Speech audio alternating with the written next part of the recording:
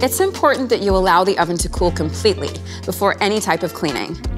Warning: do not immerse the body, power cord, or power plug in water or any other liquid, as this may cause electrocution. With a mild detergent or spray and a soft, damp cloth, wipe any buildup of stains or marks on the surface. Be sure to apply the cleaning agent to the cloth and not directly onto the surface. Next, take a glass cleaning agent or other mild detergent, and with a soft, damp sponge or soft plastic, not metal, scouring pad to work off the residue. Be mindful that using an abrasive cleaner or metal scouring pad will scratch the oven surface. Wipe the LCD screen with a soft cloth. Again, apply the cleaning agent to the cloth and not directly on the LCD screen.